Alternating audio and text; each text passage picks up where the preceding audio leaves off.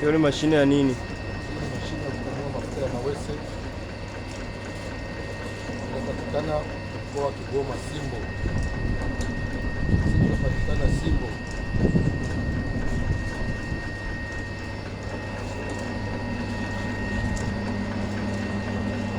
Inafanya kazi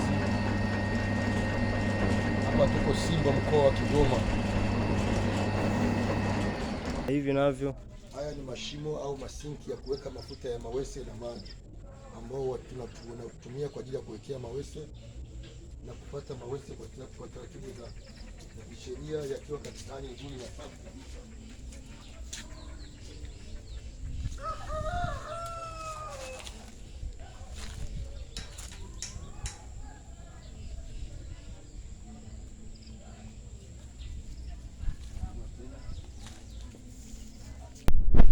Hilo ni shimo la nini?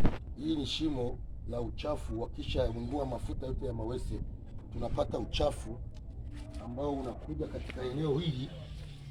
Huu uchafu tunautumia, au uchafu ni maji, tunasema ni maji. Haya maji tunayatumia kama biogas kwa ajili ya kupikia nyumbani. Ni shimo la nini? Huu ndio uchafu unatoka kule, kama uchafu wa mawese tunaita mnyemwe. Tunauleta mnyemwe hapa, tunauchanganya na madini fulani, tunaingiza hapo kwenye masinki haya. Haya masinki yanasambaza na kuunda biogas, ambayo paipu hii ya biogas inakwenda ndani kwa ajili ya kupikia. Inapomaliza kuunda biogas, tunapata mbolea kwa ajili ya mimea. Mbolea hii ni mbolea ya majimaji kwa ajili ya mimea, na unaona mimea yetu ilivyopendeza. Hii ni michungwa, michikichi kwa ajili ya kufanyia kazi za kawaida. Msisahau kukumbuka kwamba hii michikichi iko Simbo Machazo.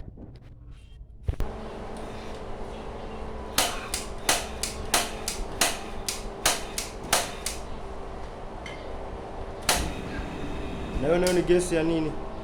Huu ni mtambo wa biogas. Tunatumia uchafu ule, tunaupeleka kule kwenye uchafu, tunateza biogas. Paipu inakuja kutoka huko jikoni, watu wanatumia kwa kupikia. Kama unavyoona, hii ni jiko.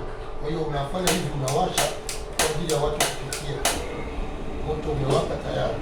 Hapa tunaruhusiwa kupika, na tunayo muda mrefu, tunapika chakula chetu kwa muda mrefu. Tunayo zaidi ya miaka 5. Tutumia uchafu wa michikichi. Hapa tuko Kigoma, Simbo. Kwa jina naitwa Bwana Hassan Kilamoza. Niko Simbo, ni mtu maarufu sana. Na hii ni mashine ya nini? Hii ni mashine ya kupunguza mkaa mbadala ya uchafu unaotokana na mapanga suri ya mise, uchafu wa mabaki ya mise. Mkaa mzuri, mkaa safi kabisa. Tunapatikana pia